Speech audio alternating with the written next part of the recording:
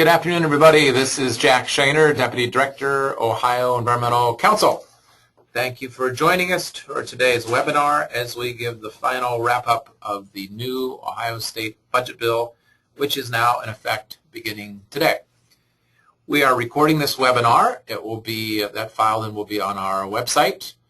We also go ahead and submit your questions now through the chat box. You can start submitting them now. We won't address them until the end, but go ahead and start filing those in.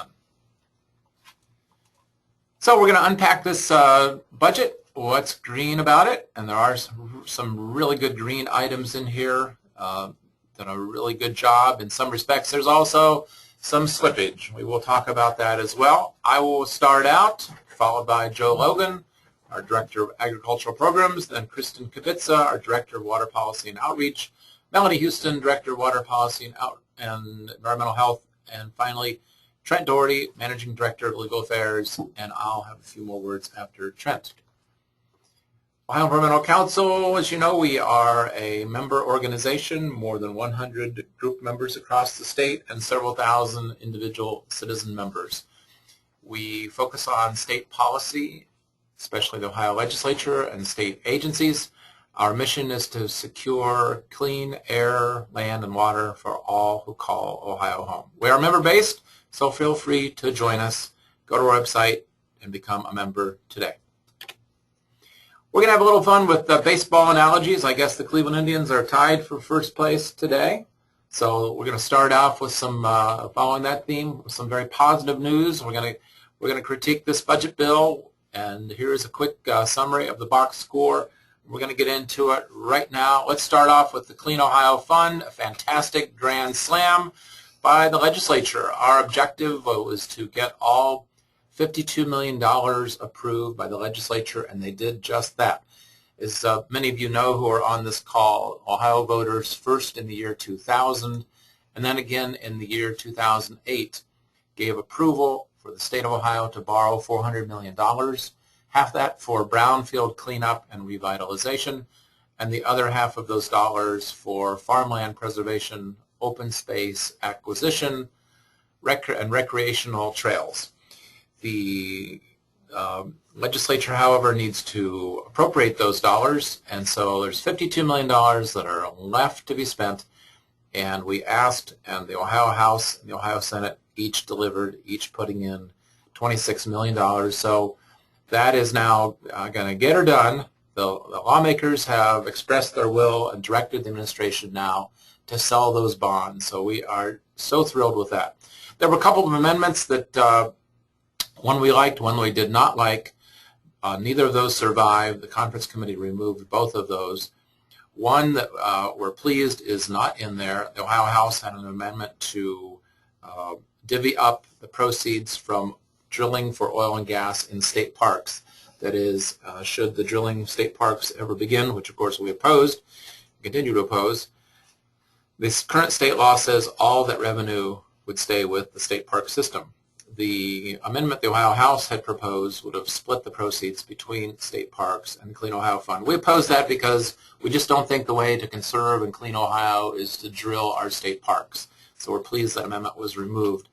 The conference committee also removed another amendment, however, that we did like. That is, the Ohio House had proposed set up a funding committee to identify long-term funding options to fund the Clean Ohio Fund. So the good news is that all $52 million has now been directed, but one day here in the near future, I expect OEC and our partners, a special tip of the hat to the Nature Conservancy, the Ohio chapter leading this successful effort.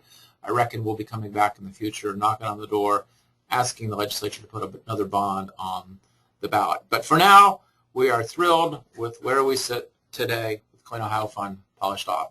I'm going to hand over the baton now to Joe Logan, to Joe Logan to talk about Lake Erie and Inland Lake cleanup. And we get a bases clearing triple on this one. Yes, good afternoon. Thank you, Jack. We're here to talk about the Healthy Lake Erie Fund. As all of you know, it has been a priority of the Ohio Environmental Council to focus on keeping clean, swimmable, drinkable waters and all of the surface waters, the lakes and rivers of Ohio.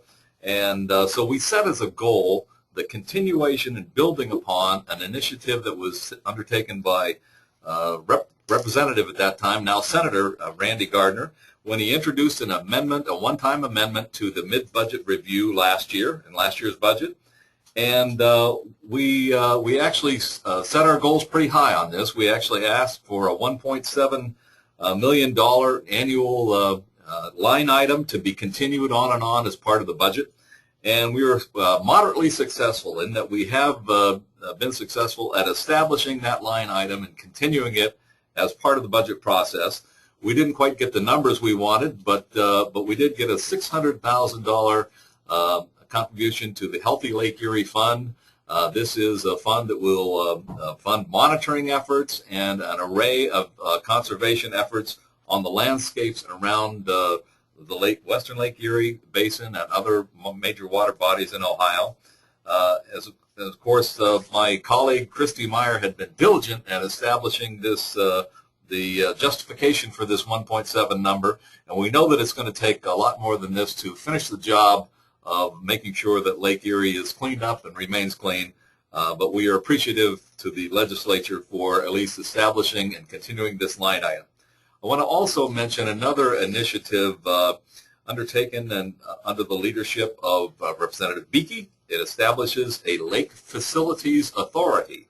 And this authority would give local communities around a major water body, for instance, Grand Lake St. Mary's, to undertake a collective effort, and as a matter of fact, some taxing authority, which would allow them to garner revenue from the local people to address local water quality issues in their around their local communities. We think this is a wise step in an appropriate direction that allows local people to address problems that were created locally and to contribute to their solutions locally. So once again, kudos to Representative Beakey and the Lake Facilities Authority. We, of course, understand that the addressing non-point source pollution is going to be a heavy lift for the state of Ohio, and that this is just a down payment on what is to come, but we are appreciative that we are on the radar screen and the legislature is thinking about this.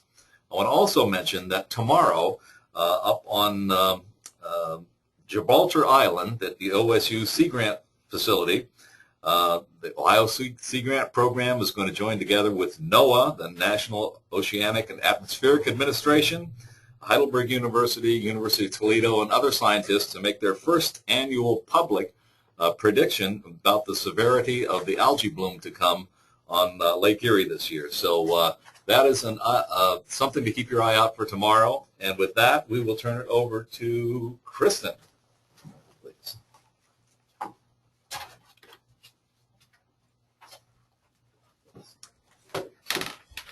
Good morning. So really exciting news yesterday on this particular item for us here at OEC. We did find out yesterday that the governor did in fact veto 2 amendments that were added to the budget by Senator Chris Jordan. We refer to them as the tread and mow on me amendments. As many of you may be aware, these amendments essentially authorize private citizens to trespass, alter, and usurp public property and utilize it as their own private property. Specifically, it authorized citizens to mow, remove vegetation, or otherwise beautify city-owned buffer areas that are next to drinking water reservoirs or the rivers and streams that feed into these reservoirs. So these amendments pose a number of serious concerns, not only for water and wildlife resources, but also for our drinking water supply, as well as for taxpayers across the state. These publicly owned buffer areas, although they may seem as though they're just sort of there for aesthetic value, really play a critical role in our water quality across the state. The natural vegetation on these buffers plays a necessary role in reducing flooding, reducing soil erosion, and preventing pollution from entering Ohio's water bodies. So these amendments, by allowing citizens to sort of alter these buffer areas and take away that natural vegetation, would have resulted in declines to our water quality, which ultimately would have resulted in increased costs for taxpayers and water ratepayers across the state, who would have to pay for increased costs for treating the drinking water supplies across the state. So this not only was detrimental for Ohio's environment, but also for all of our citizens that rely on public drinking water supplies. In Columbus alone, this would have impacted more than 1.1 million ratepayers. Additionally, this would have also essentially washed away millions of dollars worth of investments that government organizations as well as non-government organizations had made in these buffer areas across the state. A single example of this is locally here in Columbus, Clover Gruff Run. The city of Columbus had invested approximately $3 million in a restoration project to restore a portion of the buffer area along the stream, which ultimately feeds into the Big Darby Creek, obviously a very treasured, high-quality waterway. So we are very fortunate to see this language removed by Governor Kasich in his line item veto. And while we are very grateful for this line item veto, stay tuned. In his message regarding his veto, he sort of left open the door for future efforts on this issue. Specifically, the governor stated in his message that striking the proper balance between the concerns of private property owners, the environment, public health, and taxpayers required a more thorough process. So I think this essentially opens the door for future efforts down the line, potentially looking at bills separate from the budget. So please stay tuned on this issue, particularly when the General Assembly returns later this fall. And at that, I will turn it over to Melanie. Good afternoon. My name is Melanie Houston, and again, I'm the Director of Water Policy and Environmental Health at the Ohio Environmental Council. So I'm going to be talking with you briefly about oil and gas oversight funding and the radioactive waste provisions. And then I'll be turning, after I discuss that, I'll be turning it over to Trent Doherty to talk about brine disposal specifically. So to begin with, the ODNR Division of Oil and Gas has actually doubled their budget under the final budget bill. We think this is a good step, but we argue that it still does not go far enough in sufficiency of funds to adequately and fully regulate the oil and gas division, which includes this newly emerging shale gas industry and oversight of that industry. In terms of the provisions around testing and disposal of radioactive waste, we believe the Governor and the General Assembly have missed the mark, or in other words, have missed an opportunity to get onto base to protect the public health. So first, what does the bill do? Just to review, the provisions in this bill would provide for the first time for language to guide some of the testing and disposal requirements for radioactive shale gas waste and waste which would enter into Ohio's solid waste landfill specifically. However, having said that, there are major problems with this language in the budget bill. The most significant problem is that under the bill, most of the shale gas waste streams will actually not be tested for radioactivity. And this has to do with the way in which TNORM, or standing for Technologically Enhanced Naturally Occurring Radioactive Material, the way in which that term is characterized in the bill. So the budget bill defines TNORM in the most narrow sense, using a definition actually set by what's called the Conference of Radiation Control Directors. And while this definition recognizes things such as drilling, mud, sludge, and filters as TNORM, it actually exempts drill cuttings, shale gas drill cuttings and brine, and it's these materials that compose or make up the largest volume of shale gas waste. And from our scientific advisors, we've heard that this number could be perhaps 75% more of these shale gas wastes. So simply put, this means that drill cuttings and brine will not be tested, again, not tested for radioactivity before entering into Ohio's landfills. And we feel this puts the public health and the health of Ohioans at a real risk. So the OEC throughout this process had called for and will continue to call for a more stringent defining of this term TNORM. The same definition, in fact, the definition that we would like to see used is that which the U.S. Environmental Protection Agency, the National Academy of Sciences, and the American National Standards Institute, the definition that they all use. And this definition defines TNORM in a way that includes drill cuttings and is what we would say is the appropriate and most stringent definition. So where can we go from here? The OEC's next steps are really to follow and to seek to influence rules to be enacted under this law. The provisions of this bill call for rules to be, or regulations to be implemented by the Ohio EPA, the Ohio Department of Natural Resources, and the Ohio Department of Health. And these rules would regard some of the specifics with the receipt, acceptance, management, and disposal of solid waste materials containing T-norm, at least as how the budget bill defines T-norm. And we intend to comment on these agency rules and to strengthen them to the best extent possible. We want to see these rules strengthened to a degree that would help to protect Ohio's environment and the health of Ohioans. And now you'll be hearing from my colleague, Trent Doherty.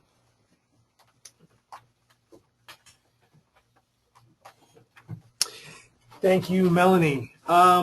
So, in the spirit of our baseball references, on the oil and gas and fracking issues here in the budget, the hard-throwing pitchers there in the conference committee, unfortunately, threw a rather wild pitch past the catcher, allowing the fracking waste dumpers to run around the bases at will.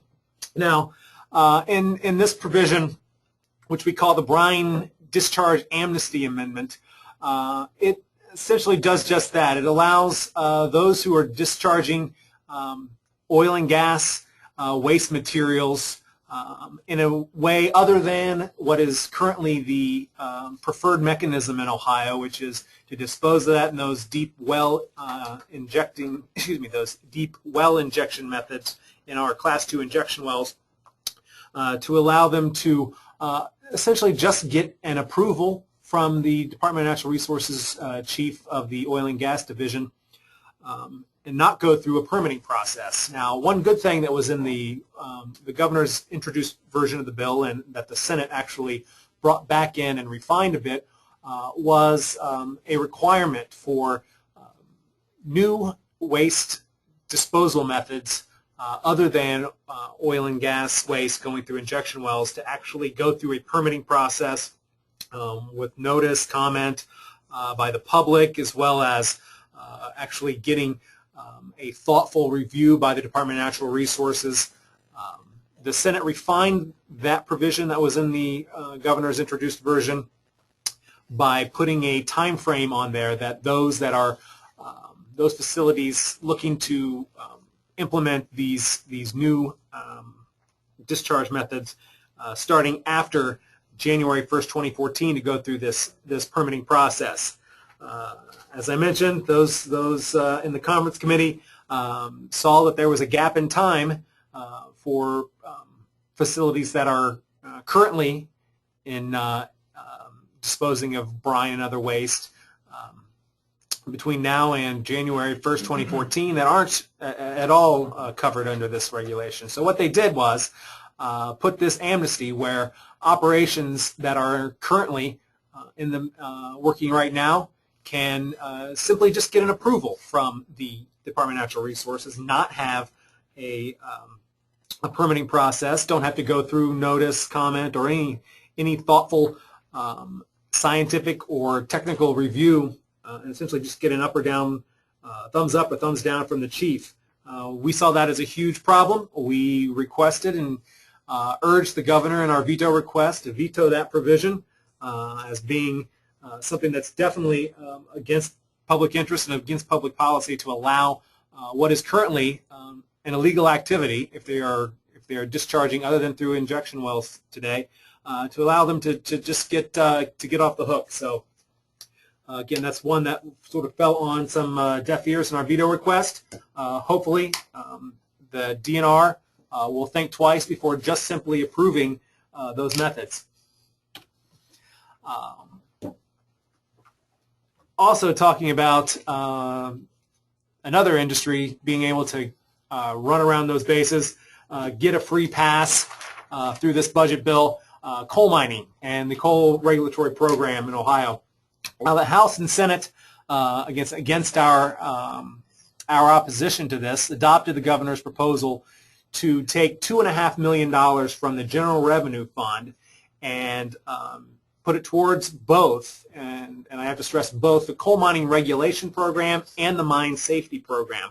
These two programs in the last biennium, and actually for the past couple of budget cycles, We're receiving about $3 million a year, and most of that coming from industry dollars. This budget allowed the industry to sort of skate free there, with $2.5 million going to govern their program, permit their coal mining operations, coming straight from taxpayers' pockets and not from the industry. This was something that Oil and Gas, for their credit, said, yes, we will fund our permitting program, and they have funded their permitting program.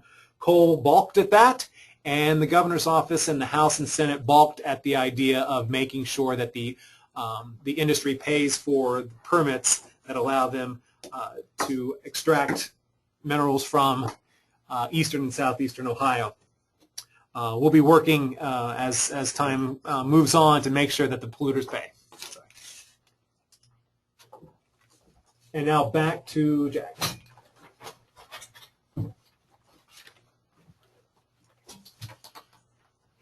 Alrighty, continuing our baseball analogies here, we had a strikeout, unfortunately, and that was when the legislature declined our recommendation to equip the Ohio Environmental Protection Agency with sirens and lights for their emergency response staff. This is the little-known 15 staffers that are on call 24/7, 365 days a year to respond to and contain and investigate releases and spills to the environment.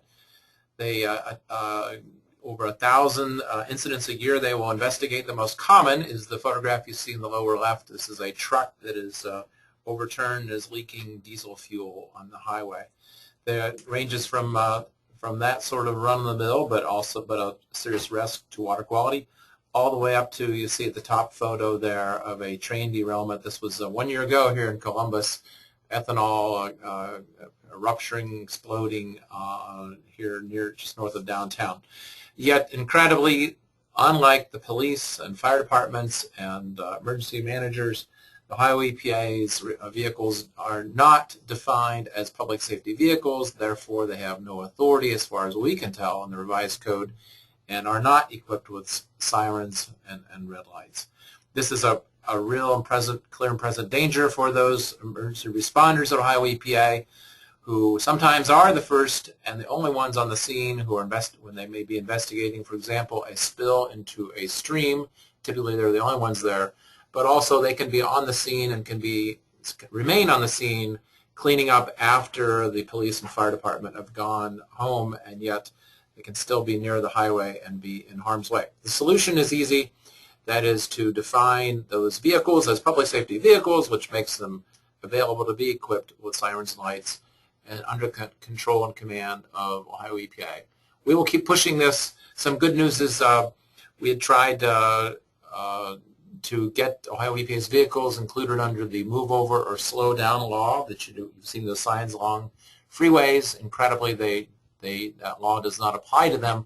The really good news is the legislature expressed some sympathy then for considering our proposal in future legislation, but we've got to get the agency on board our proposal. On public transportation and freight rail development, we had kind of a triple play here. We had a strikeout, a walk, and a foul ball caught in foul territory. So Ohio Environmental Council pitched 3 things in this budget process to boost funding for public transit in the Ohio Rail Development Commission. We struck out. There was no change whatever. We're in a flat line kind of budget. That is, this biennium's budget looks exactly the same, I believe, as the previous one. For public transportation and for freight rail development, the Ohio Rail Development Commission is a real diamond in the rough that has a tiny budget that helps freight railroads, including both the big Class 1 railroads, but also those short line railroads, to maintain right-of-way infrastructure. And as you see in the bottom photo there, assists in getting funding to build these high-efficiency transloading facilities, multimodal facilities where you can move freight, get freight off the highways, move it by train, and then back to truck for the short hauls. Also, we had urged the legislature to require the Department of Transportation to survey local transit agencies, metropolitan planning agencies, organizations, to identify, well, what is the long-term need for Ohio for both for public transit agencies, and also bicycling and pedestrian, and yes, train travel, to identify future operational and capital costs and expenses. We struck out on that. However, we can maybe we were say hit by a pitch, or we've got to walk here because the Ohio Department of Transportation, in compliance with federal law, is beginning to update Ohio's long-range transportation plan called Access Ohio 2040. If you go to the Department of Transportation's ODOT's website, you'll see there's a survey up that is posted online, and we will be encouraging certainly the public to participate in this. We believe there's a huge pent-up demand for public transportation that is clearly not being met. Ohio is a real laggard, lagging behind our neighboring states, most of our neighboring states, including Indiana. You know, you can kind of get it when that state up north beats the Buckeyes, but not when those Hoosiers are beating the Buckeyes. Finally, we asked and were pleased that the conference committee pulled out a very negative amendment. This was aimed at Beaver Creek, Ohio, which was thwarting the regional transit agency from expanding operations into Beaver Creek. Just last week, the United States Department of Transportation, the Federal Highway Administration, just issued findings that Beaver Creek, Ohio likely is violating Title VI of the Civil Rights Act by thwarting the expansion of transit operations into Beaver Creek, and specifically identifying that this is discriminatory against African Americans. Likely this was someone's ears were burning in that conference committee when this thoughtless amendment was removed. The thoughtless amendment the legislature put in the Senate was to give or require that before a transit agency could expand its operations beyond its current geographic map, it would have to notify and get the permission of other jurisdictions. So we're thrilled that that has gotten the heave-ho. In the long term, we'll keep pushing for funding, but hope Ohioans will absolutely participate in this Access Ohio 2040 that ODOT's begun. Wrapping up, just a couple handful more items here. Governor Kasich threw out at the plate and vetoed something we liked. That is in the Ohio Department of Development. There was the Senate had earmarked $500,000 in the BioOhio program for the Bioscience Workforce Development Initiative. This would have helped boost the dollars the state is investing in workforce development. In the BioOhio program, we like that program because it has the potential to expand green chemistry of engineering more products from benign materials, including crops, instead of from harmful chemicals with harmful byproducts. Number 9 is a nice single up the middle. A small nugget included by the Senate in the budget bill will require the Ohio Department of Administrative Services to develop standardized protocols for the posting of public information and the searching of public information in a uniform manner. We think this is really a good thing for the public to be able to access public records in an easy way. Helps the public keep track of their government agencies. And finally, number 10 really never even made it onto the playing field after a quick tryout in the Senate. The Senate rejected. The Senate didn't even accept this amendment that would have allowed a utility company such as First Energy to go to the Public Utilities Commission and to ask for a backtracking, a weakening of an already approved energy efficiency program. So we are delighted that's out. Now, we all know the ball game will continue here. Another game will be jumping back up here late summer, next in the fall. Senator Seitz will certainly have a bill at some point that he's wanting to revisit Ohio's energy efficiency standard, renewable energy standard, and so we are vigilant on that. About ready to take your questions here. I'll just say going forward, so we are now in the beginning of the new biennium, 2 fiscal years. Today is day 1. We'll be watchdogging how these and other programs are implemented. We'll also be engaging in rulemaking. Some of these law changes, certainly the radioactive waste disposal, will have rulemaking that will be getting underway at some point by the Ohio Department of Natural Resources. You can find our testimony, our veto requests. Well, last Friday we asked the governor to veto the radioactive waste language, the amnesty brine disposal language, and also the tread and mow on me language You can find that letter online at our website under testimony. And now we are ready for your questions. We're going to go to the chat box, open up and unpack your questions here. And if you haven't already submitted questions, feel free to do that now. I see we have what is the breakdown in Clean Ohio Fund allocation of the $52 million?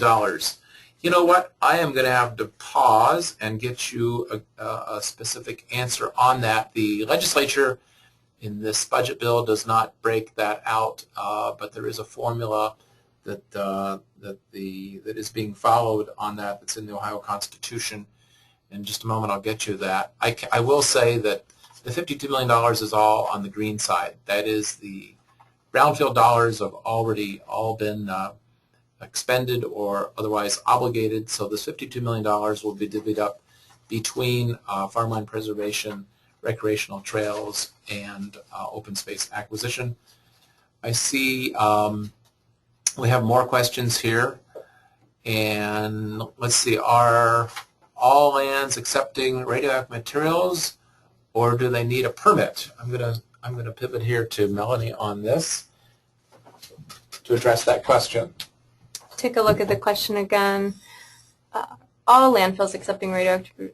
That would be our understanding. That would be our understanding according to new language under the budget bill. There may be some nuance to come with rules to be enacted, again, by the Ohio EPA, the regulatory agency for solid waste landfills. Yes, for solid waste landfills specifically, we'll be receiving this radioactive material. Also to note, we do not have in Ohio any landfills which are designed specifically for low-level radioactive materials. So just to highlight again that this problem that solid waste landfills will be accepting low-level radioactive waste. And another question, who will be administering the Lake Facilities Authority? And are they getting any funds for implementation for cleanups? I'm going to hand off this question to Joe Logan. Thank you, Melody. Yeah, the Lake Facilities Authority is a new creation of the legislature, and my understanding is that it will be constituted of locally elected individuals, community leaders, and that there is a method by which state representatives and state elected leaders may participate in that scenario. They will have taxing authority, and I am not aware of any funding streams that will be used for the implementation of this initiative. Looks like somebody also has asked about the, I think it's the oil and gas dollars. The Ohio Department of Natural Resources Division of Oil and Gas, with the budget there is being doubled, and someone's asked a very good question. So what will DNR do with those dollars? Will they be doing twice as much work or new work? What's going to be going on with that? So the department has committed to hiring more state inspectors. That is a very good thing. There's something like currently about approximately 40, I think, Melanie, do you know, about 40 full-time state oil and gas inspectors. I think they have announced a number they want to get to this year, but I don't believe they're proposing to double that in this fiscal year. We think they need many, many more inspectors there. There are something like only less than 10% of all active oil and gas wells in the most recent reporting year were inspected. So they've got a lot more work to be done over there. You know, when the legislature stonewalled and said no to the governor's proposed severance tax increase on oil and gas, part of what they said no to was additional funding going to DNR's Division of Geological Survey. This is another one of those underappreciated diamonds in the rough. Division of Geological Survey as scientists who investigate and map our underground geology. We do not have a Rand McNally roadmap for the geology of Ohio. We know a lot about geology, but not everything.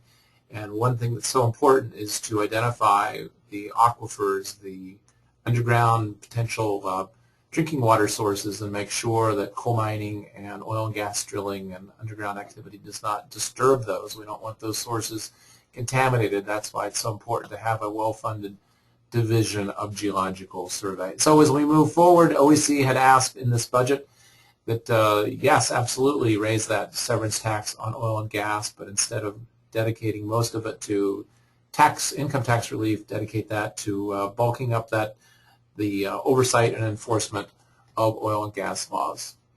Somebody's asking here, Melanie, looks like, well, when is the brine discharge expected to begin? Or maybe we'll give that to Trent. Yes, well, that is a good question. Actually, currently, currently there are at least one, if not a number of facilities that are treating in some way brine and other oil field waste, especially there's a facility up near Warren, Ohio, Patriot Water facility that's taking brine from the state of Pennsylvania and had a plan to discharge it through the city of Warren's wastewater treatment plant. Ohio EPA attempted to say no to that. It's actually in the hands of DNR to say yes or no whether that is a approved method of discharge or disposal of brine. Ohio EPA is against it because it's a direct discharge of this material into the Mahoning River. There's also plans, I believe, for centralized treatment facilities, if they're not already in process, down in Marietta. So these facilities are operating, we believe currently, if they are, they're operating contrary to what the current law is. Current law puts the preference, whether good or bad, to disposing of this through deep well injection. So that's one of the big issues with this, is if we get to the time when we can actually treat this stuff and dispose of it in a way and not have to rely on our injection wells, we want to make sure it's done properly. And it's, however, this provision puts this arbitrary date of January 1st. If you're operating now and possibly operating against current law, you get a free pass. So that's the big problem that we have. This is Jack. I have answered the question. Someone asked about the Clean Ohio funds and how will these dollars on the green side be expended. 75% of those dollars will go to open space acquisition and protection. That is principally by local park districts. It can include river corridors, by the way. 12.5% to the farmland preservation that's administered by the Ohio Department of Natural Resources. That's many acres of prime farmland, family-owned farmland that's being preserved around the state. And 12.5% to recreational trails. We all know many of you know of the Ohio to Erie Trail. This is along old rail rights-of-way and old canal lands connecting the Ohio River with Lake Erie. A big chunk of that is complete all the way from Cincinnati to about 20 miles west of Columbus. It's completely contiguous, and there are a lot of other portions which are complete. But one day that trail, Governor Bob Taft and many others have worked so hard, will be completed. We have a question here. What's our understanding about Worcester, Ohio? That's going to be drilling heavily. Do we know where they'll be discharging brine? I guess this is from oil and gas drilling. I don't know about this myself. Maybe Melanie or Trent can address that. So, well, to begin with, there are over 177, I think we're approaching 200 deep injection wells in the state of Ohio. It's difficult to answer specifically where the brine from the Worcester region would go to. There is an injection, the Class 2 deep injection well map can be found on the Ohio Department of Natural Resources website. That would be the most likely scenario, that the brine from wells in that area would go to one of the deep injection wells in proximity to that drilling area. However, as Trent had mentioned, right now we have this exception within the budget bill, and that we could be seeing brine go to some of these centralized treatment facilities, such as the one in Patriot. So there is that concern as well. There are other questions coming to us. We've covered most of those in the chat box. This is Jack. I want to make sure we again thank some of the lawmakers that have really stepped up in this process. Clean Ohio Fund boy, it's hard to say where you stop thanking, but for sure we want to especially point out in the Ohio House State Representative Tim Derrickson, Republican of Oxford, Representative Dave Hall, Republican Kilbuck, Chairman Ron Amstutz, Chair of the House Finance Committee, Republican Worcester, his Vice Chair Jeffrey McLean, Republican Upper Sandusky, the Ranking Democrat Vern Sykes of Akron, and that pit bull down there in Cincinnati, Denise Driehaus, pushing hard for the Clean Ohio Fund. Over in the Ohio Senate, many to thank, but most especially Senator Chris Widener, the Senate Pro Tem from Republican Springfield, Bill Coley, the committee vice chair from Hamilton, especially the committee chairman from Canton, Ohio, Scott Olslager, Tom Sawyer, the ranking Democrat from Akron. Healthy Lake Erie Fund, we couldn't have done that with that boost in funding without, of course, the father of the Healthy Lake Erie Fund, Senator Randy Gardner, Republican Bowling Green, the Senate General Government Subcommittee Chairman Bob Peterson, Republican Sabina, and that Lake Facilities Commission that Joe Logan mentioned earlier, especially targeting cleanup there in Grand Lake St. Mary's. Our good friend Representative Jim Beakey, Republican Greenfield, and Ohio Senate President Keith Faber, Republican Salina. We are so appreciative of these leaders, especially for jumping up. It looks like I'm not seeing any new questions. You can certainly be emailing us. Today's webinar will be posted on our website, both the slides as well as the audio portion. You can also, at our website, can download testimony we've been giving on the budget bill and other legislation, our latest press releases. You can continue to follow us. Keep up with the OEC. We want to hear from you. Any other questions, suggestions you have, ship those in. The baseball season is going to continue here through the fall. We can pick it up then with football and hockey and other analogies. It doesn't matter what day of the week, what the weather is. We can find a sports analogy to comment on what's happening here in Ohio's environment.